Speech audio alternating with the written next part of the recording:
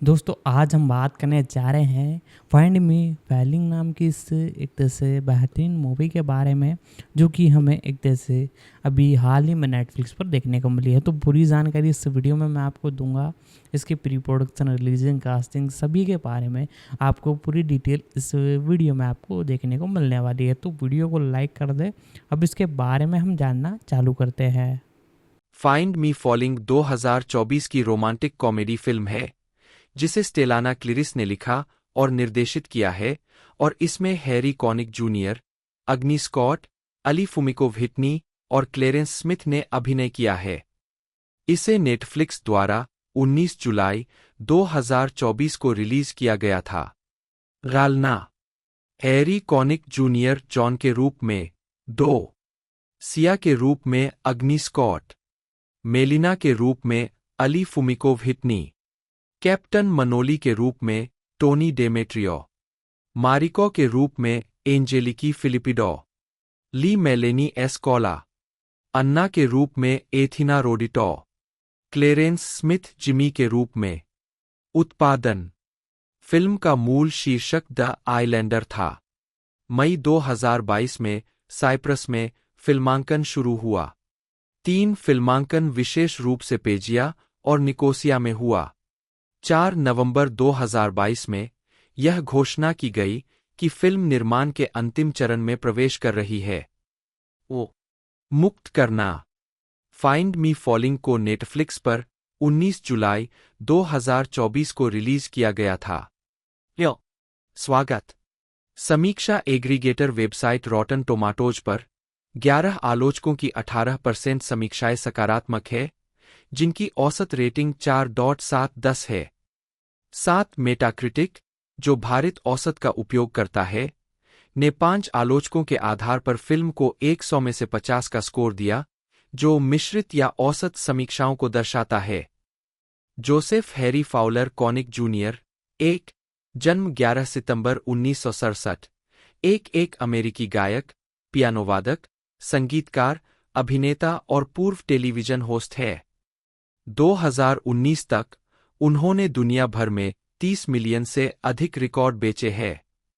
2 conic को recording industry association of America द्वारा संयुक्त राज्य अमेरिका में शीर्ष 60 सबसे अधिक बिकने वाले पुरुष कलाकारों में स्थान दिया गया है, जिसमें 16 मिलियन प्रमाणित बिक्री है। 3 उनके पास 7 शीर्ष 20 यूएस एल्बम और 10 नंबर 1 यूएस जैज एल्बम है, जिन्होंने 2009 तक यूएस जैज चार्ट इतिहास में किसी भी अन्य कलाकार की तुलना में अधिक नंबर 1 एल्बम अर्जित किए हैं। संयुक्त राज्य अमेरिका में कॉनिक का सबसे ज्यादा बिकने वाला एल्बम उनका Christmas album when my heart finds Christmas 1993 है। उनका सबसे ज्यादा बिकने वाला एल्बम ओनली यू 2004 है, जो अमेरिका में नंबर 5 और ब्रिटेन में नंबर 6 पर पहुंचा। उन्होंने 3 ग्रैमी अवार्ड और 2 एमी अवार्ड जीते हैं। उन्होंने 2002 से 2006 तक एनबीसी के सिटकॉम विल एंड ग्रेस में ग्रेस एडलर, डेब्रा मेसिंग द्वारा अभिनीत के पति लियो मार्कस की भूमिका निभाई। कॉनिक ने अपने अभिनय करियर की शुरुआत द्वितीय विश्व युद्ध की फिल्म मेम्फिस बेले 1990 में एक टेल गनर की भूमिका निभाकर की थी।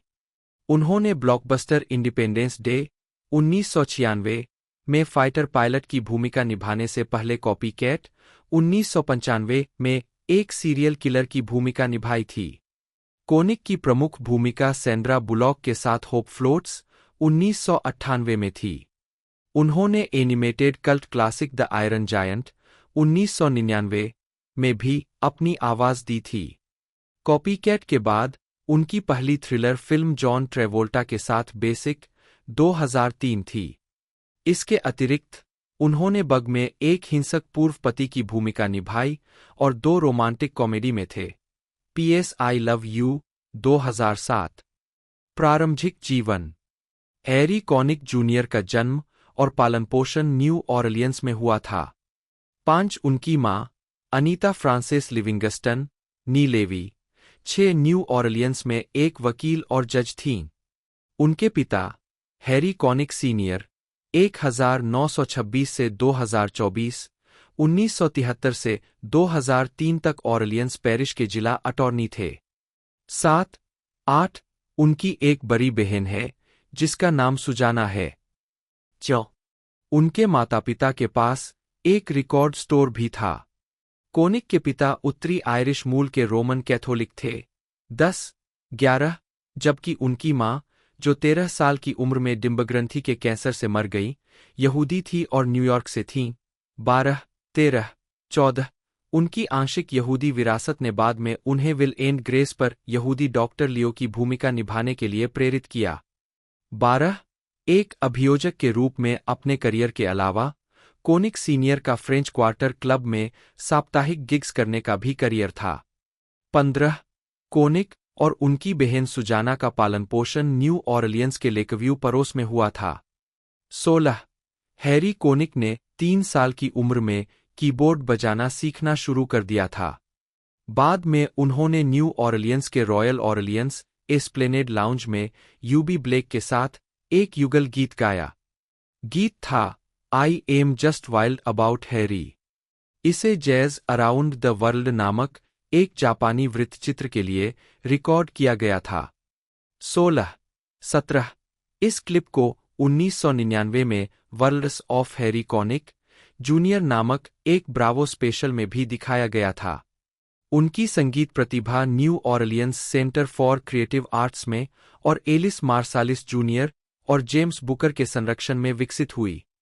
18、19 कोनिक ने Jesuit High School, Isidore Newman School, Lakeview School और New Orleans Center for Creative Arts में पढ़ाई की। ये सभी न्यू ऑरलियंस में है। लोयोला यूनिवर्सिटी न्यू ऑरलियंस में जैज का अध्ययन करने और लोयोला में शास्त्रीय और जैज पियानो कार्यक्रमों में गायन देने के असफल प्रयास के बाद उन्होंने शहर छोड़ दिया। जब वे हंटर कॉलेज और मैनहट्टन स्कूल ऑफ म्यूजिक में छात्र थे, तब वे न्यूयॉर्क शहर में 92वें स्ट्रीट वाई मेचे में रहते थे। वहां उनकी मुलाकात कोलंबिया रिकॉर्ड्स के कार्यकारी जॉर्ज बटलर से हुई, जिन्होंने उन्हें लेबल के साथ अनुबंध करने के लिए राजी किया। उनका पहला रिकॉर्ड, हैरी कॉनिक जूनियर, मुख्य रूप से वाद्य मानकों का एक एल्बम था। उन्होंने जल्द ही जैज में ख्याति प्राप्त कर ली, क्योंकि न्यूयॉर्क शहर के विभिन्न हाई प्रोफाइल स्थानों पर उनके नियमित प्रदर्शन होते थे। उनके अगले एल्बम 20 में गायन था और इसने उनकी सफलता में इजाफा किया। आजीविका। जब हैरी मेट सैली, चार्ट्स और फिल्मों में सफलता, कॉनिक की प्रतिष्ठा बढ़ रही थी और निर्देशक रॉब रेनर ने उन्हें अपनी romantic comedy When Harry Met Sally 1989 के लिए साउंड ट्रैक प्रदान करने के लिए कहा, जिसमें मेग रयान और बिली क्रिस्टल ने अभिनय किया था। साउंड ट्रैक में कई मानक शामिल थे, जिनमें it had to be you, let's call the whole thing off और don't get around much anymore शामिल थे। साउंड ट्रैक ने संयुक्त राज्य अमेरिका में डबल प्लेटिनम का दर्जा प्राप्त किया। कॉनिक ने साउंड ट्रैक पर अपने काम के लिए सर्वश्रेष्ठ जैज पुरुष गायन प्रदर्शन के लिए अपना पहला ग्रैमी पुरस्कार जीता। कॉनिक ने मेम्फिस बेले 1990 में अपनी पहली स्क्रीन प्रस्तुति दी, जो द्वितीय विश्व युद्ध में B-17 फ्लाइंग फोर्ट्रेस बमवर्षक दल की सच्ची कहानी पर आधारित थी। उस वर्ष उन्होंने 2 साल का विश्व दौरा शुरू किया। इसके अलावा उन्होंने जुलाई 1990 में 2 एल्बम जारी किए, इंस्ट्रूमेंटल जैज ट्रायो एल्बम लोफ्टीज रोज सॉफल और वी आर इन लव नामक ज्यादातर मूल गीतों वाला एक बड़ा बैंड एल्बम, जो डबल प्लेटिनम भी गया। वी आर इन लव ने उन्हें सर्वश्रेष्ठ जैज पुरुष गायन के लिए लगातार दूसरा ग्रैमी दिलाया। गॉडफादर 3 साउंड ट्रैक में उनके योगदान promise me you will remember को 1991 में अकादमी पुरस्कार और गोल्डन ग्लोब पुरस्कार दोनों के लिए नामांकित किया गया था। मान्यता के एक वर्ष में उन्हें अपने PBS विशेष स्विंगिन आउट लाइव के लिए एक वैरायटी स्पेशल में सर्वश्रेष्ठ प्रदर्शन के लिए एमी पुरस्कार के लिए भी नामांकित किया गया था, जिसे एक वीडियो के रूप में भी जारी किया गया था। अक्टूबर 1991 में उन्होंने अपना लगातार तीसरा multi platinum album blue light, red light जारी किया, जिसके लिए उन्होंने गाने लिखे और व्यवस्थित किए। अक्टूबर 1991 में ही उन्होंने जोडी फोस्टर द्वारा निर्देशित लिटिल मैन टेट में अभिनय किया, जिसमें उन्होंने कॉलेज जाने वाले एक प्रतिभाशाली बच्चे के दोस्त की भूमिका निभाई। नवंबर 1992 में कॉनिक ने 25 रिलीज किया, जो मांको का एक एकल पियानो संग्रह था जो फिर से प्लेटिनम बन गया। उन्होंने एल्बम 11 को भी फिर से रिलीज किया। कॉनिक ने 1993 में रिलीज हुए sleepless in Seattle sound track में ए विंक एंड ए स्माइल का योगदान दिया। हॉलिडे गानों का उनका multi platinum album when my heart finds Christmas 1993 में सबसे ज्यादा बिकने वाला क्रिसमस एल्बम था। 1990 के दशक के मध्य फंक 1994 में कॉनिक ने आगे बढ़ने का फैसला किया। उन्होंने न्यू ऑरलियंस फंक का एक एल्बम शी रिलीज किया जो प्लेटिनम भी बन गया। इसके अलावा उन्होंने जिम कैरी अभिनीत द मास्क के साउंड ट्रैक के लिए I could only whisper your name नामक एक गाना रिलीज किया, जो आज तक संयुक्त राज्य अमेरिका में उनका सबसे सफल एकल है। अर्श कॉनिक अपने फंक संगीत को 1994 में यूनाइटेड किंगडम के दौरे पर ले गए। यह प्रयास उनके कुछ प्रशंसकों को पसंद नहीं आया, जो एक जैज क्रूनर की उम्मीद कर रहे थे। कॉनिक 1995 में शंघाई सेंटर थिएटर में खेलते हुए पीपुल्स रिपब्लिक ऑफ चाइना के दौरे पर भी गए। इस प्रदर्शन को चीन में लाइव टेलीविजन पर दिखाया गया, जिसे शंघाई गंबो स्पेशल के रूप में जाना जाता है। अपनी तीसरी फिल्म कॉपी कैट 1995 में कॉनिक ने एक सीरियल किलर की भूमिका निभाई, जो एक मनोचिकित्सक सिगोर्नी वीवर द्वारा अभिनीत को आतंकित करता है। अगले वर्ष उन्होंने अपना दूसरा फंक एल्बम स्टार टर्टल जारी किया, जो पिछले एल्बमों की तरह नहीं बिका, हालांकि यह चार्ट पर नंबर 38 पर पहुंच गया। 1990 के दशक का उत्तरार्ध जैज और होप फ्लोट्स 1997 में रिलीज हुई अपनी एल्बम टू सी यू के लिए कॉनिक ने मूल प्रेम गीतों को रिकॉर्ड किया, संयुक्त राज्य अमेरिका और यूरोप का दौरा किया, जिसमें हर शहर में उनका और उनके पियानो का समर्थन करने वाला एक पूरा सिम्फनी ऑर्केस्ट्रा था। अपने दौरे के हिस्से के रूप में उन्होंने नॉर्वे के ओस्लो में नोबेल शांति पुरस्कार समारोह में प्रदर्शन किया। पेरिस में अपने उस दौरे के अंतिम संगीत कार्यक्रम को 1998 में पीबीएस पर वैलेंटाइन डे स्पेशल के लिए रिकॉर्ड किया गया। उन्होंने एलिसिया सिल्वरस्टोन और बेनिसियो डेल टोरो के साथ एक्सेस बैगेज 1997 में अभिनय करते हुए अपना फिल्मी करियर भी जारी रखा। मई 1998 में उन्होंने निर्देशक फॉरेस्ट व्हिटेकर की होप फ्लोट्स में अपनी पहली प्रमुख भूमिका निभाई, जिसमें सैंड्रा बुलॉक मुख्य महिला थीं। 1999 में उन्होंने 8 वर्षों में बिग बैंड संगीत का अपना पहला album come by me release किया और संयुक्त राज्य अमेरिका, यूरोप, जापान और ऑस्ट्रेलिया का दौरा करते हुए विश्व भ्रमण पर निकल पड़े। इसके अलावा उन्होंने animated film the Iron Giant में डीन मैककॉपिन की आवाज दी। 2000 से 2002 ब्रॉडवे डेब्यू संगीत विल एंड ग्रेस कॉनिक ने सुसान स्ट्रोमैन के Broadway musical Thou Shalt Not के लिए स्कोर लिखा, जो एमिल जोला के उपन्यास थेरेस राक्विन पर आधारित था, जिसे 2000 में लिखा गया था। इस नाटक का प्रीमियर 2001 में हुआ था। उनके संगीत और गीतों ने उन्हें टोनी पुरस्कार के लिए नामांकित किया। वह उस वर्ष रिलीज हुई फिल्म माई डॉग स्किप के कथावाचक भी थे। मार्च 2001 में कॉनिक ने ग्लेन क्लोज के साथ साउथ पैसिफिक के एक टेलीविजन प्रोडक्शन में अभिनय किया। इसे एबीसी नेटवर्क पर प्रसारित किया गया था। उन्होंने मिकी नामक एक फिल्म में भी अभिनय किया। जॉन ग्रिशम ने इसकी पटकथा लिखी थी। अक्टूबर 2001 में उन्होंने 2 एल्बम रिलीज किए, सॉन्ग्स आई हर्ड, जिसमें बच्चों के शो थीम के बड़े बैंड रिवर्किंग शामिल थे, और 30, जिसमें कॉनिक ने पियानो पर कई संगीत कलाकारों की अतिथि भूमिका के साथ प्रस्तुति दी। सॉन्ग्स आई हर्ड ने कॉनिक को सर्वश्रेष्ठ पारंपरिक पॉप एल्बम के लिए ग्रैमी जीता। उन्होंने एल्बम के गीतों का प्रदर्शन करते हुए मैटिनीज आयोजित करते हुए दौरा किया। प्रदर्शनों में उपस्थित प्रत्येक माता-पिता के साथ एक बच्चा होना जरूरी था। 2002 में उन्हें ऑर्केस्ट्रा में खिलाड़ियों के बीच संगीत प्रदर्शन के समन्वय के लिए प्रणाली और विधि के लिए यूएस पेटेंट 648 प्राप्त हुआ।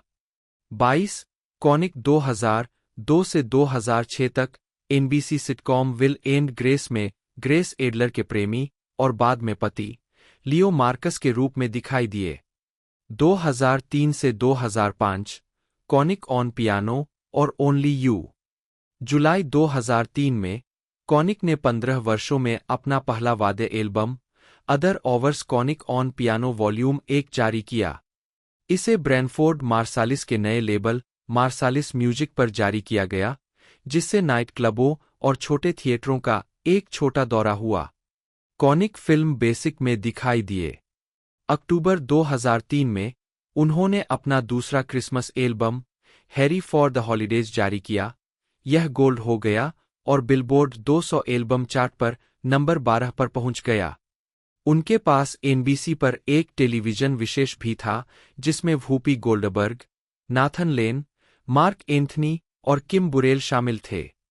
कोलंबिया रिकॉर्ड्स के लिए उनका 17वां एल्बम ओनली यू फरवरी 2004 में जारी किया गया था।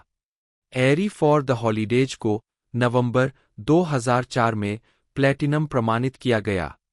मार्च 2004 में Harry Connick junior only you in concert नामक एक संगीत डीवीडी रिलीज की गई, जिसे सबसे पहले पीबीएस पर ग्रेट परफॉर्मेंस स्पेशल के रूप में प्रसारित किया गया था। इस स्पेशल ने उन्हें उत्कृष्ट संगीत निर्देशन के लिए एमी अवार्ड दिलाया। नवंबर 2005 में डीवीडी को आरआईए से गोल्ड और platinum music video long form award मिला। एक animated holiday special the Happy Elf दिसंबर 2005 में एनबीसी पर प्रसारित हुआ। कॉनिक संगीतकार, कथावाचक और कार्यकारी निर्माताओं में से एक थे। शो को जल्द ही डीवीडी पर रिलीज किया गया था। हॉलिडे स्पेशल उनके मूल गीत द हैप्पी एल्फ पर आधारित था, जो उनके 2003 के album Harry for the holidays से लिया गया था। मार्सालिस म्यूजिक का एक और एल्बम 2005 में रिकॉर्ड किया गया था, occasion, conic on piano, volume 2, एक डुओ एल्बम जिसमें पियानो पर हैरी कॉनिक जूनियर और सैक्सोफोन पर ब्रैनफोर्ड मार्सालिस थे। एक म्यूजिक डीवीडी, ए डुओ ओकेजन को कनाडा में ओटावा इंटरनेशनल जैज फेस्टिवल 2005 में फिल्माया गया था। इसे नवंबर 2005 में रिलीज किया गया था। नवंबर 2005 में वे विल एंड ग्रेस सिटकॉम के एक अन्य एपिसोड में दिखाई दिए तथा 2006 में वे 3 और एपिसोड में दिखाई दिए। 2006 से 2008 द पायजामा गेम, बग और पीएस आई लव यू। 27 फरवरी 2007 को जॉर्जिया के सवाना में संगीत समारोह में Harry Connick Junior. Bug William Friedkin द्वारा निर्देशित एक फिल्म है, जो 2005 में फिल्माई गई एक मनोवैज्ञानिक थ्रिलर है, जिसमें कॉनिक, एशले जूर और माइकल शैनन ने अभिनय किया है। फिल्म 2007 में रिलीज हुई थी। उन्होंने 2006 में अमेरिकन एयरलाइंस थिएटर में माइकल मैक्केन और केली ओहारा के साथ राउंड अबाउट थिएटर कंपनी द्वारा निर्मित द पजामा गेम के ब्रॉडवे पुनरुद्धार में अभिनय किया। यह 23 फरवरी से 17 जून 2006 तक चला। 13 से 17 जून तक 5 लाभ प्रदर्शन हुए। कॉनिक के प्रदर्शन की बहुत प्रशंसा हुई। डेविड रूनी ने वैरायटी में लिखा, अपनी सुंदर सेहत और उन मधुर सिनात्राइस्क पाइप्स के साथ इस 1954 के शो के लिए अधिक अनुकूल प्रमुख व्यक्ति की कल्पना करना कठिन है। उन्होंने वेदर चैनल की mini series 100 biggest weather moments की मेजबानी की, जो 2007 में प्रसारित हुई। वे नवंबर 2007 में रिलीज हुई documentary note by note the making of Steinway L1037 का हिस्सा थे। उन्होंने बॉब फ्रेंच के 2007 album Marsalis music honors series Bob French में पियानो बजाया। वे दिसंबर 2007 में रिलीज हुई film PS I love you में नजर आए। कॉनिक ऑन पियानो सीरीज का तीसरा एल्बम चैंसन डू वीएक्स कार्य 2007 में जारी किया गया था और कॉनिक को 2008 में ग्रैमी पुरस्कारों के लिए ट्रैक ऐश वेडनेसडे के लिए 2 ग्रैमी नामांकन प्राप्त हुए थे। चैनसन डू वीएक्स कार्य को ओह माई नोला एल्बम के साथ साथ जारी किया गया था। उन्होंने 2007 में उत्तरी अमेरिका और यूरोप का दौरा किया और 2008 में अपने माई न्यू ऑरलियंस टूर के हिस्से के रूप में एशिया और ऑस्ट्रेलिया का दौरा किया। कॉनिक ने 2 गाने लिखे और केली ओहारा के एल्बम की व्यवस्था की, जिसे मई 2008 में जारी किया गया। उन्होंने रिकॉर्डिंग पर एक युगल गीत भी गाया। 24 अप्रैल 2008 में यांकी स्टेडियम में पोप बेनेडिक्ट 16 के मास से तुरंत पहले कॉन्सर्ट ऑफ होप में विशेष गायक थे। नवंबर 2008 में जारी किया गया था। कॉनिक को संगीत शैलियों और गायकों, यहां तक कि गॉस्पेल संगीत का भी बहुत ज्ञान है। उनके पसंदीदा गॉस्पेल कलाकारों में से एक ह्यूस्टन के स्टेलर पुरस्कार विजेता और ग्रैमी नामांकित कलाकार किम बुरेल है। ह्यूस्टन प्रेस के क्रिस ग्रे ने कहा, जब हैरी कॉनिक जूनियर ने 2008 में यांकी स्टेडियम में पोप बेनेडिक्ट 16 की उपस्थिति के लिए एक सिम्फनी ऑर्केस्ट्रा इकट्ठा किया, तो वह बुरेल को गायन के लिए चाहते थे। 2009 से 2011 न्यू इन टाउन और your songs. Harry Connick junior और रेनी जेलवेगर रेचल रे शो में 30 जनवरी 2009। कॉनिक और रेनी जेलवेगर अभिनीत फिल्म न्यू इन टाउन का फिल्मांकन जनवरी 2008 में शुरू हुआ। इसे जनवरी 2009 में रिलीज किया गया। कॉनिक का एल्बम योर सॉन्ग्स 22 सितंबर 2009 को सीडी पर रिलीज किया गया था। कॉनिक के पिछले एल्बमों के विपरीत, यह एल्बम एक रिकॉर्ड कंपनी के निर्माता, कई ग्रैमी पुरस्कार विजेता संगीत कार्यकारी क्लाइव डेविस के साथ सहयोग है। 26. कॉनिक ने on A clear day you can see forever के ब्रॉडवे पुनरुद्धार में अभिनय किया, जो नवंबर 2011 में सेंट जेम्स थिएटर में पूर्वावलोकन में खोला गया था। 27 यह 29 पूर्वावलोकन और 57 प्रदर्शनों के बाद जनवरी 2012 में बंद हो गया। 28. कॉनिक 4 मई 2010 को अमेरिकन आइडल सीजन 9 के एपिसोड में दिखाई दिए, जहां उन्होंने शीर्ष 5 फाइनलिस्ट के लिए एक सलाहकार के रूप में काम किया। वह अगली रात 5 मई को एंड आई लव हर गाने के लिए फिर से दिखाई दिए। 2012 से 2019 law and order, special victims unit, Harry और एवरी मैन शुड नो। 6 जनवरी 2012 को एनबीसी के अध्यक्ष रॉबर्ट ग्रीनब्लाट ने टेलीविजन क्रिटिक्स एसोसिएशन के शीतकालीन प्रेस दौरे में घोषणा की कि कॉनिक को एनबीसी के लंबे समय से चल रहे कानूनी drama law and order, special victims unit के 4 एपिसोड में नए कार्यकारी एडीए डेविड हेडेन के रूप में लिया गया है, जो एक अभियोजक है जिसे जासूस ओलिविया बेंसन, मारिस्का हरगिटे के साथ एक मामला सौंपा गया है।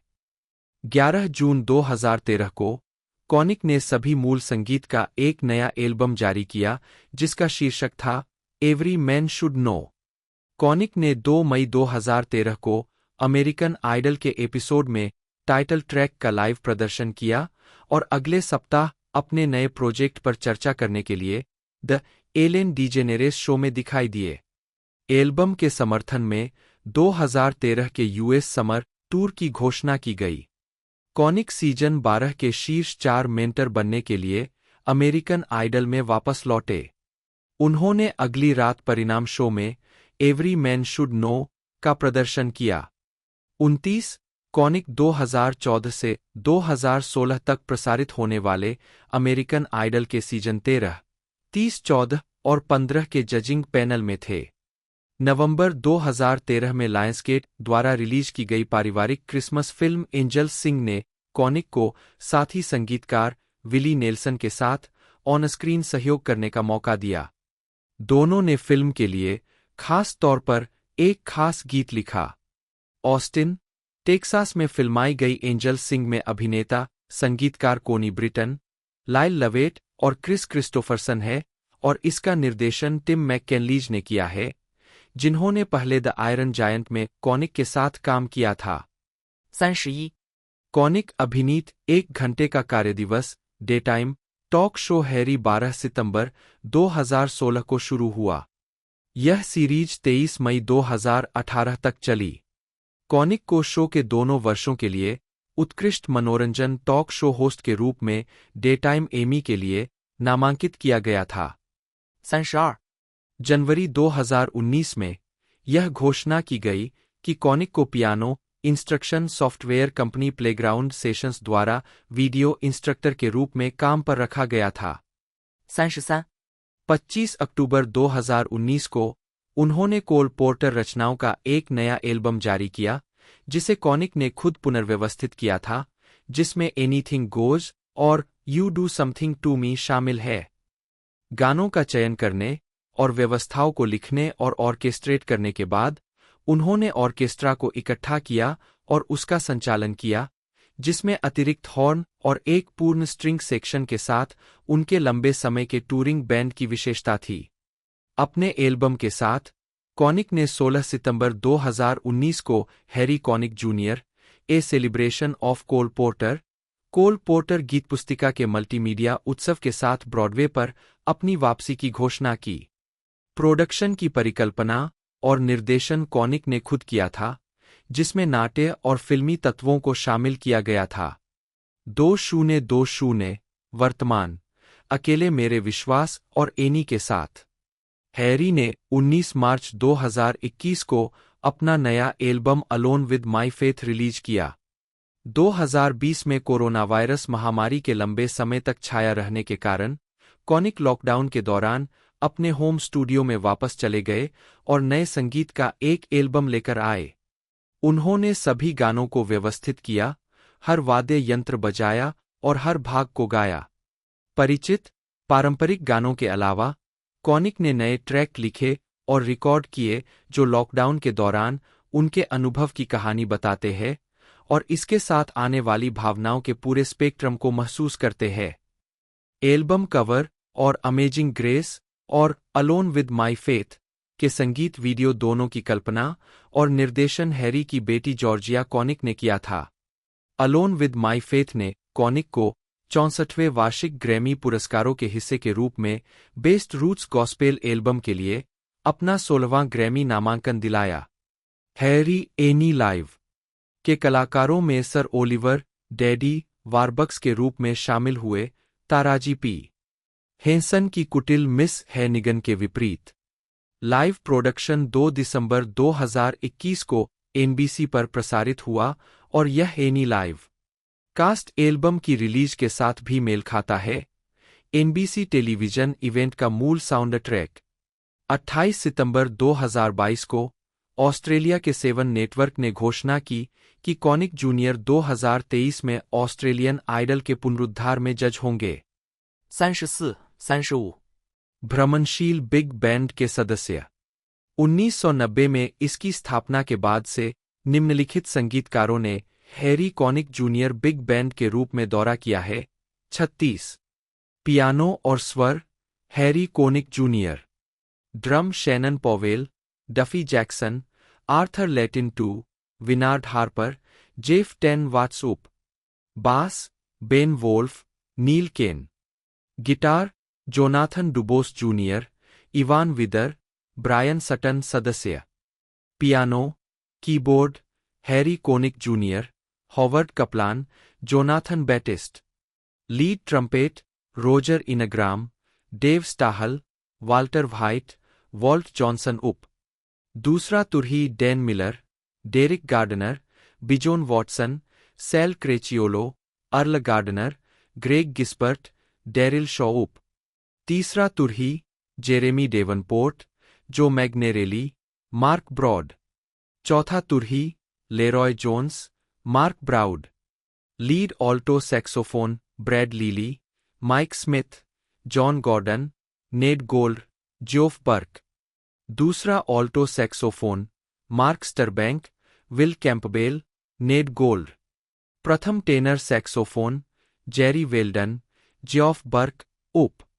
दूसरा tenor saxophone Jimmy Greene, Ned Goold. Baritone saxophone Dave Schumacher, Howard Johnson उप। शहनाई लुई फोर्ड।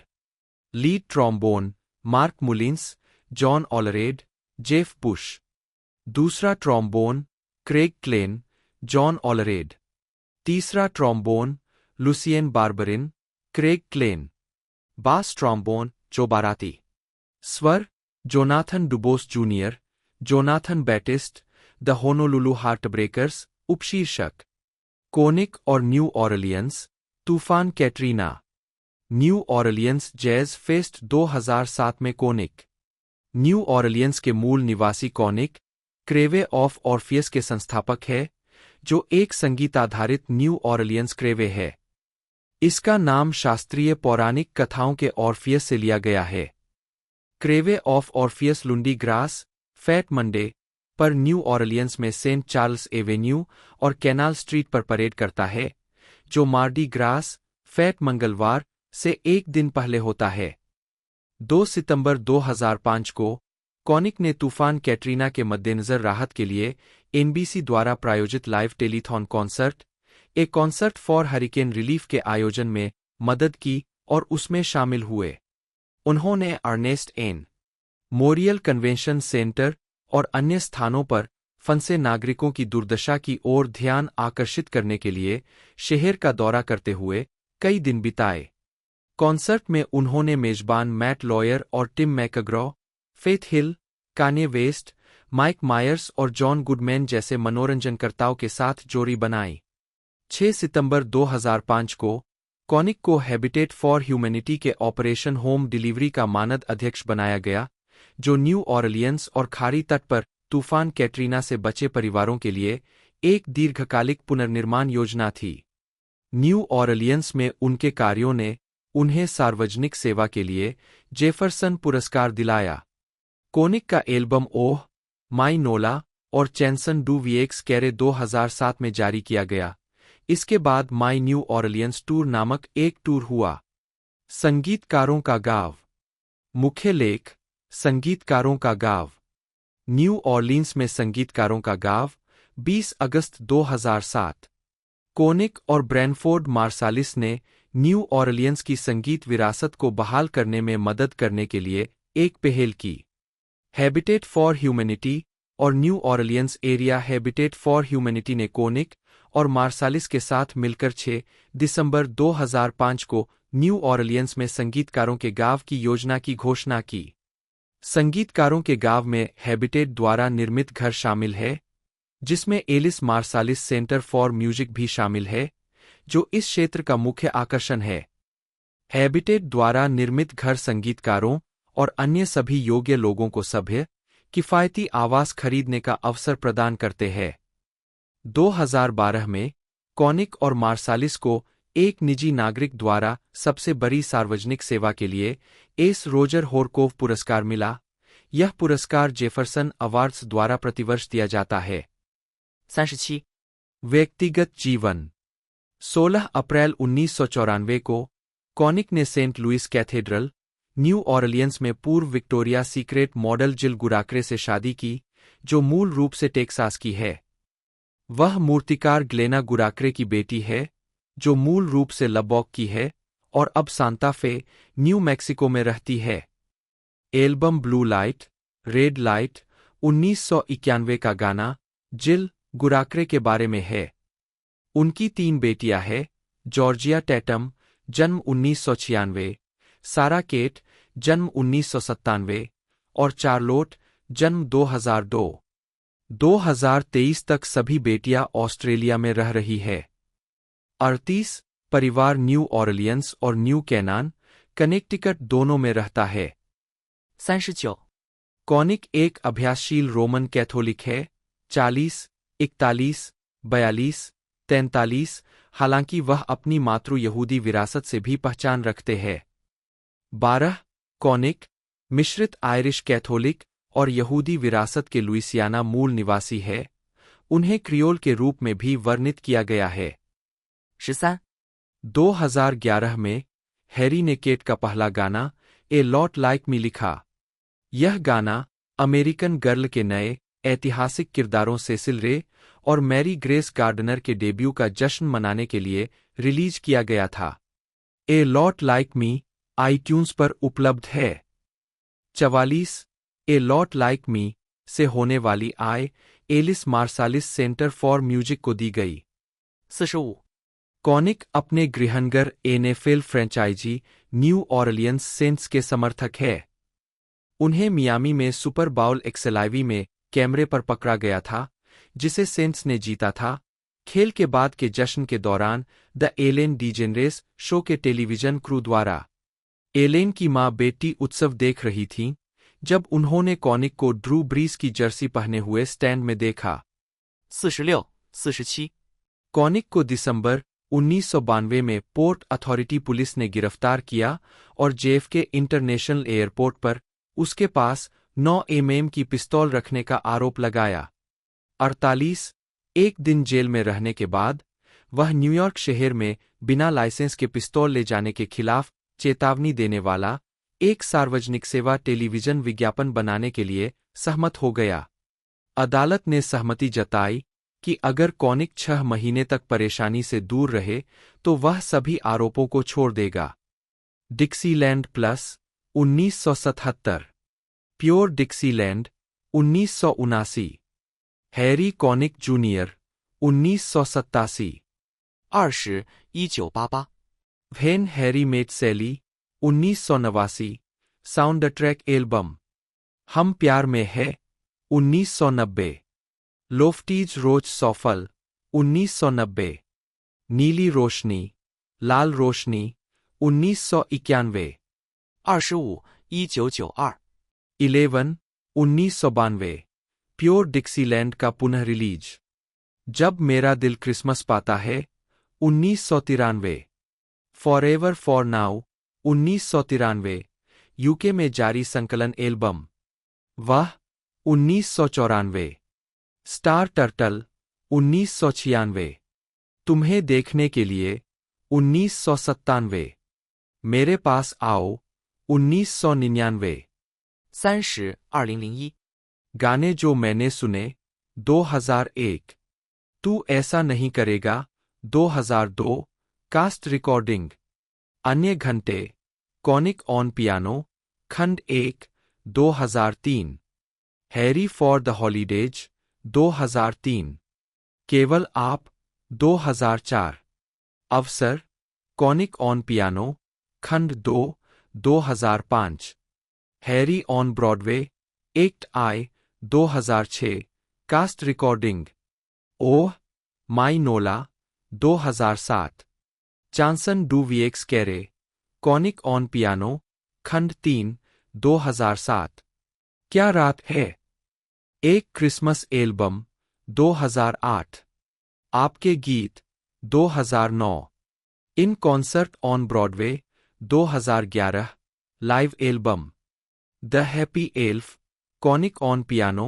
वॉल्यूम 4 2011 से संगीत स्मोकी मैरी 2013, हर आदमी को पता होना चाहिए 2013, वो मैं ही हूं 2015, सच्चा प्यार कोल पोर्टर का उत्सव 2019, अकेले मेरे विश्वास के साथ 2021, फिल्मोग्राफी पतली परत वर्ष शीर्षक भूमिका टिप्पणियां 1990 Memphis Belle Sergeant Clay बुस्बी।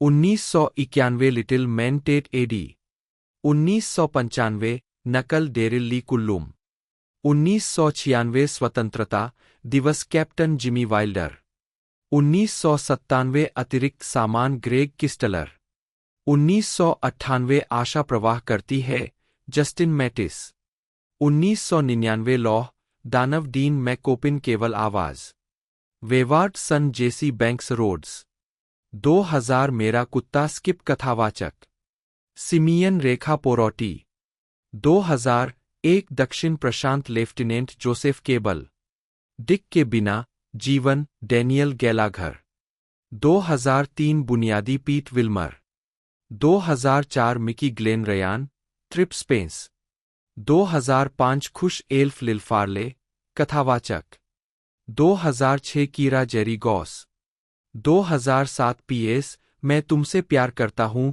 Daniel कोनेली, 2008 रहने वाले सबूत डॉ डेनिस स्लेमन, 2009 शहर में नया टेड मिशेल, 2011 डॉल्फिन की कहानी क्ले हस्केट, 2013 देवदूत गाते हैं Michael walker. 2014 Dolphin Dale Arkley Haskett 2021 बारिश का डर जॉन बरोज। 2024 द्वीपवासी टीबीए एशले जुड, जन्म 19 अप्रैल 1968, एक अमेरिकी अभिनेत्री है। वह प्रदर्शनकारी कलाकारों के परिवार में पली बड़ी।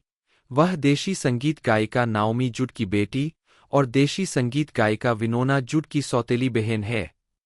उनका अभिनय करियर 3 दशकों से भी ज्यादा समय तक फैला हुआ है और वह वैश्विक मानवीय प्रयासों और राजनीतिक सक्रियता में काफी हद तक शामिल रही है। जुड ने 1991 में Star Trek the next generation में एक अतिथि भूमिका के साथ अपना टेलीविजन डेब्यू किया और 1992 में कुफ्स में अपनी फिल्मी शुरुआत की। प्रारंभिक जीवन 2014 में जर का जन्म 1968 में लॉस एंजिल्स के ग्रेनाडा हिल्स में हुआ था। उनके माता-पिता नाओमी जुड है, जो बाद में एक देशी संगीत गायिका और प्रेरक वक्ता बन गई, और माइकल चार्ल्स सिमिनेला, घुड़दौड़ उद्योग के लिए एक विपणन विश्लेषक। 2 एशले की बड़ी सौतेली बहन विनोना जुड भी एक देशी संगीत गायिका है। एशले के दादा सिसिली, इतालवी वंश के थे और उनकी दादी मेफ्लावर तीर्थयात्री विलियम ब्रूस्टर की दूर की वंशज थीं। जब जुड का जन्म हुआ तब उसकी मां एक गृहिणी थी। 1972 में जब जुड 4 साल की थी तब उसके माता-पिता का तलाक हो गया। अगले वर्ष जुड की मां नाओमी एशले के साथ केंटकी लौट आई, जहां जुड ने अपना अधिकांश बचपन बिताया। कॉलेज से पहले जुड ने 13 स्कूलों में पढ़ाई की, जिसमें Sayre School, Lexington, Kentucky, Paul G Blazer High School, Ashland, Kentucky और टेनेसी में फ्रैंकलिन हाई स्कूल शामिल है। उन्होंने स्कूल ब्रेक के दौरान जापान में मॉडलिंग की कोशिश की। केंटकी विश्वविद्यालय में उन्होंने फ्रेंच में प्रमुख और नृविज्ञान, कला इतिहास, रंगमंच और महिला अध्ययन में गौण विषय लिया। वह सोरोरिटी कप्पा कप्पा गामा में शामिल हो गई। जुड ने अपने प्रमुख के हिस्से के रूप में फ्रांस में एक सेमेस्टर का अध्ययन किया। उन्होंने केंटकी विश्वविद्यालय के ऑनर्स प्रोग्राम से स्नातक किया और उन्हें फी बीटा कप्पा के लिए नामांकित किया गया। कॉलेज के बाद जुड हॉलीवुड चली गईं, जहां उन्होंने प्लेहाउस वेस्ट में एक्टिंग टीचर रॉबर्ट कार्नेगी के साथ पढ़ाई की। इस दौरान उन्होंने द आइवी रेस्तरां में एक परिचारिका के रूप में काम किया और मालिबू के एक किराए के घर में रहीं। उस समय के आसपास वह पूर्व में विलियमसन काउंटी, टेनेसी लौट आईं, जहां वह अपनी मां और बहन के पास रहती थीं। आजीविका अप्रैल 2012 में पैली सेंटर में एबीसी मिसिंग कार्यक्रम में जुड 1991 से शुरू होकर जुड Star Trek the next generation के 2 एपिसोड डार्मोक और द गेम में एनसाइन रॉबिन लेफ्लर, एक स्टारफ्लीट अधिकारी के रूप में दिखाई दिए। 1991 से 1994 तक उन्होंने एनबीसी ड्रामा सिस्टर्स में एलेक्स स्वूसी कुर्च की बेटी रीड के रूप में एक आवर्ती भूमिका निभाई। उन्होंने 1992 की कुफ्स में एक छोटी सी भूमिका के साथ अपनी फीचर फिल्म की शुरुआत की। 1993 में उन्हें विक्टर नुनेज की रूबी इन पैराडाइज में शीर्षक चरित्र निभाते हुए उनकी पहली अभिनीत भूमिका मिली। इसने Sundance Film Festival Grand Jury पुरस्कार जीता। यह मानते हुए कि यह भूमिका उनके करियर के बाकी हिस्सों को आकार देगी, ऑडिशन से पहले जुड बेहद घबराई हुई थी, लगभग रास्ते में एक कार दुर्घटना में फंस गई। पहले 3 वाक्यों से मुझे पता था कि यह मेरे लिए लिखा गया था, उसने सैन जोस मर्करी न्यूज को बताया। 7 उन्हें रूबी ली गिसिंग के रूप में उनकी भूमिका में शानदार समीक्षा मिली, एक युवा महिला जो अपने लिए एक नया जीवन बनाने की कोशिश कर रही थी। उद्धरण की आवश्यकता नुनेज ने जीवनी लेखक जेम्स एल डिकर्सन को बताया कि जुड ने इस चरित्र की प्रतिध्वनि बनाई। प्रतिध्वनि, वे क्षण बनावटी नहीं थे। यह केवल दृश्य बनाने और इस बात पर भरोसा करने की बात थी कि यह बताने लायक है। ओलिवर स्टोन, जिन्होंने जुड को नुनेज की फिल्म में देखा था, ने उन्हें नेचुरल बॉर्न किलर्स में कास्ट किया, लेकिन उनके दृश्यों को फिल्म के उस संस्करण से काट दिया गया जो सिनेमाघरों में रिलीज हुआ था। अगले वर्ष उन्होंने वेन वांग की स्मोक में हार्वे कीटल की अलग हुई बेटी और माइकल मान की हीट में वैल किल्मर की पत्नी के रूप में अपनी भूमिका के लिए आलोचकों की प्रशंसा प्राप्त की। उसी वर्ष उन्होंने फिलिप रिडले की डार्क एडल्ट परिकथा The Passion of Darkly Noon में कैली की भूमिका निभाई। 1996 में उन्होंने नोर्मा जीन और मर्लिन में मर्लिन मुनरो के रूप में मीरा सोर्विनो के साथ सहाभिनय किया, जहां उन्होंने प्लेबॉय के पहले अंक के लिए सेंटरफोल्ड के लिए फोटोशूट को फिर से बनाया। उसी वर्ष उन्होंने thriller film A Time to Kill में सहायक भूमिका निभाई। इसे सकारात्मक समीक्षा मिली और यह बॉक्स ऑफिस पर बड़ी सफलता थी। 1990 के दशक के अंत तक जुड ने एक प्रमुख अभिनेत्री के रूप में काफी सफलता हासिल की थी, जिसमें अतिरिक्त थ्रिलर में मुख्य भूमिकाएं थीं, जिन्होंने बॉक्स ऑफिस पर अच्छा प्रदर्शन किया, जिसमें किस द गर्ल्स 1997 और डबल जियोपार्डी 1999 शामिल है। 2000 के दशक की शुरुआत में उन्होंने Where the Heart Is 2000, Someone Like You 2001 और हाई क्राइम्स 2002 में अभिनय किया। ये बॉक्स ऑफिस पर मध्यम स्तर की सफलताएं थीं। 10 उनकी film Divine Secrets of the Ya-Ya Sisterhood 2002 ने अच्छा प्रदर्शन किया। 2002 में उन्होंने समीक्षकों द्वारा प्रशंसित फिल्म फ्रीडा में अभिनय किया।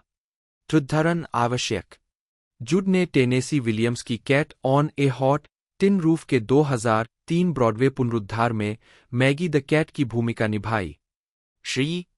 2004 में उन्हें डीलवली में उनके प्रदर्शन के लिए प्रशंसा मिली और सर्वश्रेष्ठ अभिनेत्री के लिए गोल्डन ग्लोब नामांकन मिला, जिसमें केविन क्लाइन ने कोल पोर्टर की भूमिका निभाई थी।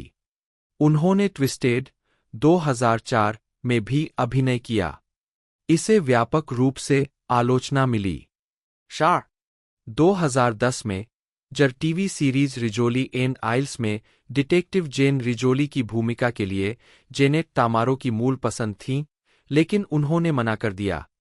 एंजी हार्मन ने भूमिका निभाई। 2011 में जड ने फिल्म फ्लाई पेपर में पैट्रिक डेम्पसी के साथ सहअभिनय किया। 2012 में उन्होंने एबीसी सीरीज मिसिंग में रेबेका विंस्टोन के रूप में अभिनय किया। 2014 में वह डाइवर्जेंट में नताली प्रायर के रूप में दिखाई दी, जिसे उन्होंने 2015 की अगली कड़ी इंसर्जेंट में दोहराया। 2014 में जुड टेरी स्पेंसर हेसर द्वारा निर्देशित तुर्की के उपदेशक फतुल्लाह गुलेन के बारे में वृत्तचित्र film love is a verb की कथावाचक थीं। 15 अगले वर्ष वह केंटकी डर्बी के प्रसारण के लिए उद्घाटन का वर्णन करने वाली पहली महिला बनी। 16、17 प्रायोजक 2004 से शुरू होकर जुड अमेरिकन ब्यूटी का विज्ञापन चेहरा था।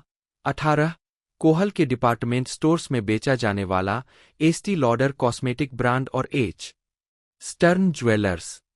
जून 2007 में गुरीज फैमिली क्लोथिंग ने जुड के साथ 3 फैशन क्लोथिंग लाइन लॉन्च की, जिन्हें एजे लव एशले और एशले जुड कहा गया। 2008 में उन्होंने एक एशले जुड प्लस लाइन भी जोड़ी। 19व्यक्तिगत जीवन 2009 इंडियानापोलिस 500 के लिए योग्यता के दूसरे दिन जड। दिसंबर 1999 में जुड की सगाई स्कॉटिश रेसिंग ड्राइवर डारियो फ्रेंचिटी से हुई, जिन्होंने championship auto racing teams cart में भाग लिया था। उन्होंने दिसंबर 2001 में स्कॉटलैंड के स्किबो कैसल में शादी की। 2021 उनके कोई बच्चे नहीं थे, जैसा कि वह कहती थीं। गरीब देशों में भूख से मरने वाले बच्चों की संख्या के साथ प्रजनन करना अनुचित है। 2013 में उनका तलाक हो गया। 22जुड एक शौकीन मार्शल आर्ट प्रैक्टिशनर है। 23 उन्होंने किकबॉक्सिंग, 24 जूडो, 25 और ताइबो का अभ्यास किया है। 26फरवरी 2006 में उन्होंने टेक्सास के बफेलो गैप में shades of hope treatment centre में एक कार्यक्रम में प्रवेश लिया और 47 दिनों तक रहीं। 27 वह अवसाद, अनिद्रा और सहनिर्भरता के इलाज के लिए वहां गई थीं। 28 2011 में जुड ने अपना संस्मरण all that is bitter and sweet जारी किया, जिसमें उन्होंने किशोरावस्था से वयस्कता तक के अपने जीवन पर चर्चा की। 29 संस्मरण एक वयस्क के रूप में उनके मानवीय कार्यों पर केंद्रित है। फरवरी 2021 में डेमोक्रेटिक रिपब्लिक ऑफ कांगो के जंगल में लंबी पैदल यात्रा करते समय जर का पैर टूट गया। कुलियों ने उसे 55 घंटे तक दक्षिण अफ्रीका में सर्जरी के लिए अस्पताल पहुंचाया। 30 जुड एक ईसाई है और उन्होंने अपने विश्वास का हवाला देते हुए कहा कि वह हार्वे वेनस्टेन के खिलाफ सार्वजनिक रूप से सामने आईं। 31 शिक्षा मई 2007 तक जुड ने केंटकी विश्वविद्यालय में बीए पूरा कर लिया था। 32 उन्हें 9 मई 2009 को केंटकी के बारबोरविले में यूनियन कॉलेज से मानद डीएचएल की डिग्री प्रदान की गई। जुड ने स्नातकोत्तर अध्ययन किया। 2010 में हार्वर्ड केनेडी स्कूल से मध्य करियर एमपीए की डिग्री हासिल की। 33 अगस्त 2016 में जुड ने Goldman school of public policy में पीएचडी करने के लिए यूसी बर्कले में दाखिला लिया। 34 उसने 2 महीने बाद मेडिकल छुट्टी ले ली क्योंकि वह माइग्रेन से पीड़ित थी। 35 रुचिया जुड अपने अल्मा मेटर में खेलों का अनुसरण करती है और केंटकी विश्वविद्यालय के कई बास्केटबॉल खेलों में भाग ले चुकी है। 36 2007 के इंडीकार सीजन के दौरान जुड ने रूकी मिल्का डुनो को रेस में शामिल करने की आलोचना की। अंतिम रेस के बाद जुड ने पत्रकारों से कहा, मुझे पता है कि यह बहुत खेल भावना वाला काम नहीं है, लेकिन उन्हें 23वीं कार डुनो को ट्रैक से हटाना होगा। यह बहुत खतरनाक है। मैं अपनी जुबान संभालते रोकते थक गया हूं। उसे वहां नहीं होना चाहिए। जब कोई कार 10 मील प्रति घंटा की गति से पीछे हो तो रेस करना उचित नहीं है। लोगों की जान दांव पर लगी होती है। 37 38 यौन उत्पीड़न और हमला अक्टूबर 2015 में जुड ने वैरायटी को बताया कि एक स्टूडियो मोगुल ने उनका यौन उत्पीड़न किया था, लेकिन उन्होंने उस व्यक्ति का नाम नहीं बताया। अक्टूबर 2017 में उन्होंने कहा कि वह व्यक्ति मीरामैक्स के सहसंस्थापक हार्वे वीनस्टीन थे और कहा कि यौन उत्पीड़न किस द गर्ल्स के फिल्मांकन के दौरान हुआ था। 39 30 अप्रैल 2018 को जुड ने वीनस्टीन के खिलाफ मानहानि और यौन उत्पीड़न का मुकदमा दायर किया, जिसमें कहा गया कि उसने उसके यौन प्रस्तावों को अस्वीकार करने के बाद उसके बारे में झूठ फैलाकर उसके करियर को नुकसान पहुंचाया। 40 वीनस्टीन ने जुलाई में खारिज करने के लिए एक प्रस्ताव दायर किया। 41 जनवरी 2019 में कैलिफोर्निया में एक संघीय न्यायाधीश ने वीनस्टीन के खिलाफ यौन उत्पीड़न के जुड के दावे को खारिज कर दिया, लेकिन जुड को अपने मानहानि के दावे को आगे बढ़ाने की अनुमति दी कि वीनस्टीन ने उसके करियर को नुकसान पहुंचाया। 42 अप्रैल 2019 में वुमन इन द वर्ल्ड शिखर सम्मेलन में जुड ने जॉर्जिया के 6 सप्ताह के गर्भपात प्रतिबंध को संबोधित किया, जिसे मार्च 2019 में पारित किया गया था। उसने कहा कि उसके साथ 3 बार बलात्कार हुआ था और वह एक बार गर्भवती हुई थी। उसने कहा, जैसा कि सभी जानते हैं और मैं इसके बारे में बहुत खुलकर बोलती हूं, मैं 3 बार बलात्कार से बची हूं। मेरे साथ बलात्कार के समय में से एक बार गर्भधारण हुआ था और मैं बहुत आभारी हूं कि मैं सुरक्षित और कानूनी गर्भपात तक पहुंचने में सक्षम थी। क्योंकि बलात्कारी, जो केंटुकियन है, जैसा कि मैं हूं और मैं टेनेसी में रहती हूं, केंटुकी और टेनेसी में पितृत्व अधिकार है, मुझे अपने बलात्कारी के साथ सहमाता-पिता बनना पड़ता। 43 जुड ने मानवीय कार्य किए हैं जो लैंगिक समानता, गर्भपात के कारणों और महिलाओं और लड़कियों के अधिकारों पर केंद्रित है। 2016 में उन्हें यौन और प्रजनन स्वास्थ्य सहित जिम्मेदारियों वाली संयुक्त राष्ट्र एजेंसी यूएनएफपीए के लिए सद्भावना राजदूत नियुक्त किया गया था। मई 2018 तक उन्होंने जॉर्डन, 44 तुर्की, यूक्रेन, 45 और बांग्लादेश, 46 में मानवीय संकटों से प्रभावित महिलाओं और लड़कियों के लिए यूएनएफपीए की परियोजनाओं और भारत, 47 और श्रीलंका, 48 में इसके विकास कार्यों का दौरा किया था। जुड ने यूथएड्स के साथ कंबोडिया, केन्या और रवांडा जैसे बीमारी और गरीबी से प्रभावित स्थानों की यात्रा की है। 49 वह गरीबी को रोकने और अंतर्राष्ट्रीय स्तर पर जागरूकता को बढ़ावा देने के लिए एक वकील बन गई है। वह राजनीतिक और सामाजिक परिवर्तन के बारे में वंचितों की ओर से राजनीतिक और धार्मिक नेताओं से मिल चुकी है। 49 जुड ने यूथएड्स के लिए 3 वृत्तचित्रों का वर्णन किया है जो डिस्कवरी चैनल, नेशनल जियोग्राफिक और VH1 पर प्रसारित हुए हैं। 2011 में वह international centre for research on women की लीडरशिप काउंसिल में शामिल हुईं। 50 जुड जिन अन्य संगठनों से जुड़ी है उनमें वीमेन फॉर वीमेन इंटरनेशनल और इक्वेलिटी नाउ शामिल है। 49 वह भारत में सेक्स ट्रैफिकिंग और अंतरपीढ़ीगत वेश्यावृत्ति से लड़ने वाले संगठन अपने आप वीमेन वर्ल्डवाइड के सलाहकार बोर्ड की सदस्य है। 51 जुड स्पीकर सर्किट पर सक्रिय है, लैंगिक समानता, दुर्व्यवहार और मानवीय विषयों पर भाषण देते हैं। 52 राजनीतिक गतिविधियां 2008 में जुड ने बराक ओबामा के राष्ट्रपति अभियान का समर्थन किया। 2009 में वह defenders of wildlife action fund के लिए 1 मिनट के वीडियो विज्ञापन में दिखाई दी, जिसमें जुड ने अलास्का की गवर्नर सारा पॉलिन की हवाई भेड़िया शिकार का समर्थन करने के लिए निंदा की। 53 जवाब में पॉलिन ने कहा कि इन भेड़ियों को मारने का कारण अलास्का में कारिबू आबादी की रक्षा करना है।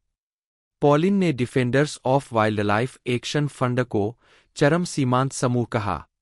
54 2010 में जुड ने केंटकी के गवर्नर स्टीव बेशर से केंटकी के ह्यूमेन शेल्टर लॉ के सख्त प्रवर्तन के माध्यम से उस राज्य के बेघर जानवरों की रक्षा करने का आग्रह करने के लिए एनिमल लीगल डिफेंस फंड की याचिका पर हस्ताक्षर किए। 55 2005 में सीनेटर रिचर्ड लुगर के साथ जुड की मुलाकात। उन्हें यूथएड्स के लिए वैश्विक राजदूत नियुक्त किया गया, जो अंतर्राष्ट्रीय NGO population services international Sai का एक शिक्षा और रोकथाम कार्यक्रम है, जो एड्स की रोकथाम और उपचार को बढ़ावा देता है। जुड को 10 नवंबर 2009 को चौथे वार्षिक यूएसए टुडे हॉलीवुड हीरो के प्राप्तकर्ता के रूप में सम्मानित किया गया, जो साई के साथ उनके काम के लिए दिया गया था। 56 29 अक्टूबर 2006 को जुड डेमोक्रेटिक टेनेसी सीनेट उम्मीदवार हेरोल्ड फोर्ड जूनियर के लिए वीमेन फॉर फोर्ड कार्यक्रम में दिखाई दीं। उन्होंने कई डेमोक्रेटिक उम्मीदवारों के लिए स्थानीय और राष्ट्रीय स्तर पर बड़े पैमाने पर प्रचार किया है, जिसमें महत्वपूर्ण स्विंग राज्यों में राष्ट्रपति बराक ओबामा भी शामिल है। 8 सितंबर 2010 को CNN ने कांगो लोकतांत्रिक गणराज्य में अपने दूसरे मानवीय मिशन के बारे में जुड का साक्षात्कार लिया। 57 जुड ने इनफ प्रोजेक्ट के साथ यात्रा की, जो मानवता के खिलाफ नरसंहार और अपराधों को समाप्त करने की एक परियोजना थी। साक्षात्कार में जुड ने इस बारे में जागरूकता बढ़ाने के अपने प्रयासों पर चर्चा की कि कैसे संघर्ष खनिज कांगो में यौन हिंसा को बढ़ावा देते हैं। अपनी यात्रा के दौरान जुड ने यौन हिंसा के पीड़ितों के लिए अस्पतालों, विस्थापितों के लिए शिविरों, खदानों और नागरिक समाज संगठनों का दौरा किया। 30 सितंबर 2010 को CNN ने कांगो में जारी हिंसा के बारे में जुड और इनफ प्रोजेक्ट के सहसंस्थापक जॉन प्रेंडरगैस्ट द्वारा एशले जुड, इलेक्ट्रॉनिक्स ईंधन अकथनीय हिंसा 58 शीर्षक से एक ऑपेड प्रकाशित किया। इन लेखों में डोड-फ्रैंक सुधार विधेयक के हालिया प्रावधान पर चर्चा की गई है, जिसके तहत कंपनियों को यह साबित करना होगा कि उनके खनिजों की उत्पत्ति कहां से हुई है, तथा आधुनिक इलेक्ट्रॉनिक्स जो उन खनिजों पर निर्भर है, और ऐसी हिंसा से ग्रस्त खनन शिविरों के बीच संबंध पर भी चर्चा की गई है।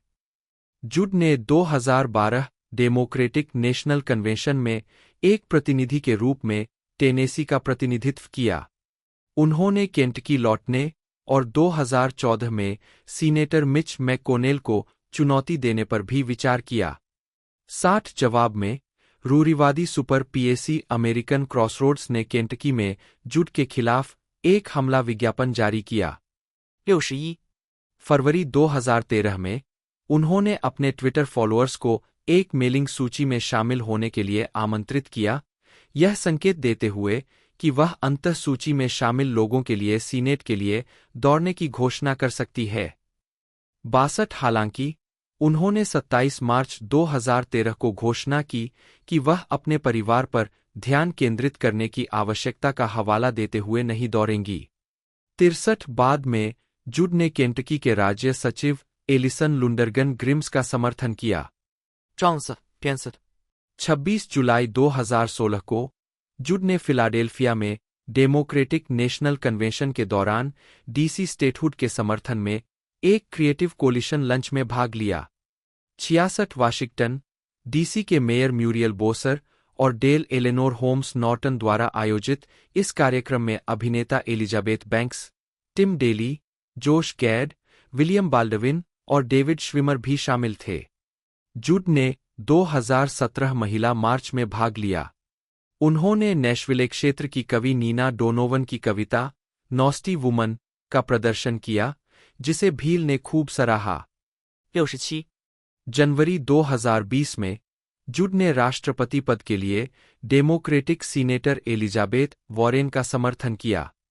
68 12 जुलाई 2024 को जुड ने यूएसए टुडे के लिए एक ऑप-एड लिखा, जिसमें राष्ट्रपति जो बिडेन से 2024 के अपने पुनर्मिलन अभियान को स्थगित करने का आह्वान किया गया। उन्होंने लिखा कि बिडेन ट्रंप का मुकाबला करने में असमर्थ है, जबकि उन्होंने जून 2024 के अंत में चक्र की पहली राष्ट्रपति बहस में बिना रोकटोक के झूठ की बौछार कर दी। 69 इंडिपेंडेंट ने इसे एक गहरा व्यक्तिगत और हार्दिक ऑप-एड कहा।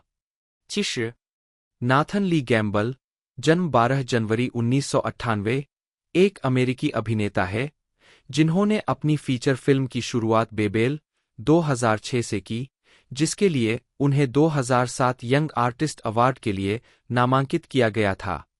उन्हें डॉल्फिन टेल और सीक्वल डॉल्फिन टेल 2 में सॉयर नेल्सन की भूमिका के लिए जाना जाता है। जीवन और पेशा। गैम्बल का जन्म वाशिंगटन के टैकोमा में हुआ था। वे थिएटर निर्देशकों के बेटे हैं जो बच्चों के लिए एक नाटक शिविर चलाते हैं। 2 उनकी अतिरिक्त स्क्रीन क्रेडिट में Dry Rain 2007, Saving Sam 2007, Diggers 2007, The Mist 2007, The Dark Knight 2008, Marley and Me 2008, The Hole 2009, Dolphin Tale 2011 और डॉल्फिन टेल 2 2014 शामिल है। टेलीविजन पर गैम्बल 2006 में रनवे में दिखाई दिए, 2007 में सीएसआई, क्राइम सीन इन्वेस्टिगेशन और विदाउट ए ट्रेस के क्रॉसओवर एपिसोड, और 2008 में हाउस एमडी और घोस्ट विस्परर। 2009 में उन्होंने हैंक में शीर्षक चरित्र के बेटे हेनरी प्रायर की भूमिका निभाई। 2010 में उन्होंने डिस्प्लेस्ड नामक एक लघु फिल्म में डैनियल की भूमिका निभाई। फिल्म को सिएटल शहर द्वारा वाटर कॉलिंग श्रृंखला के हिस्से के रूप में कमीशन किया गया था और सिएटल चैनल पर प्रसारित किया गया था। 3 गैम्बल ने वार्नर ब्रदर्स टेलीविजन के लिए कैप्टन कुक के एक्स्ट्राऑर्डिनरी एटलस में पो मैलॉय की भूमिका का फिल्मांकन पूरा कर लिया है। उन्होंने 2009 में रिलीज हुई फिल्म द होल में लुकास थॉम्पसन की भूमिका निभाई। उनकी पहली मुख्य भूमिका 2011 की फिल्म डॉल्फिन टेल में थी, जहां उन्होंने सॉयर नेल्सन की भूमिका निभाई थी, जो एक युवा लड़का है जो फ्लोरिडा में एक केकड़े के जाल में फंसी डॉल्फिन की खोज करता है। विंटर डॉल्फिन की वास्तविक जीवन की कहानी पर आधारित। उन्होंने 2014 की अगली कड़ी डॉल्फिन टेल 2 में सॉयर नेल्सन के रूप में अपनी भूमिका को दोहराया। 4 फिल्मोग्राफी।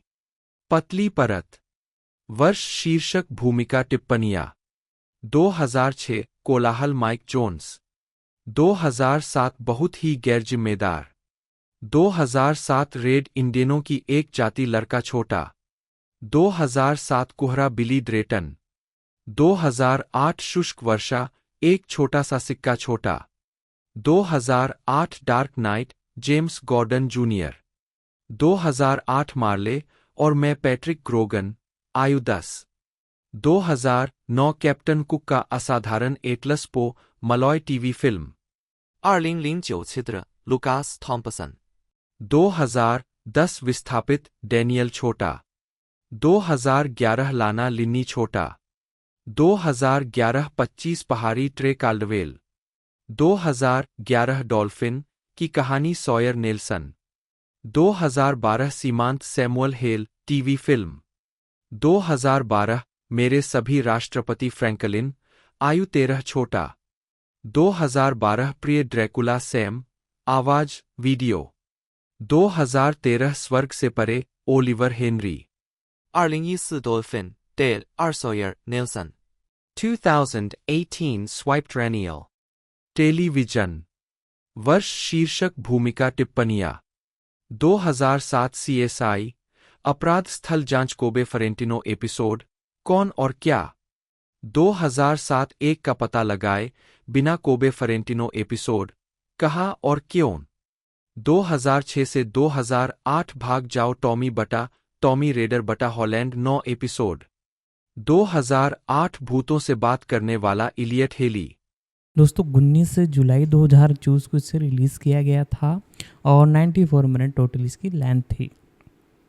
बाकी बात की जाए तो इसकी परफॉर्मेंस की तो पहले इसमें कोई हैवी खास नहीं थी, लेकिन फिर भी ये नंबर 1 ट्रेंडिंग पर पहुंची है नेटफ्लिक्स पर। अभी भी ये एक तरह से ट्रेंड के सेक्शन में आपको देखने को मिल जाएगी।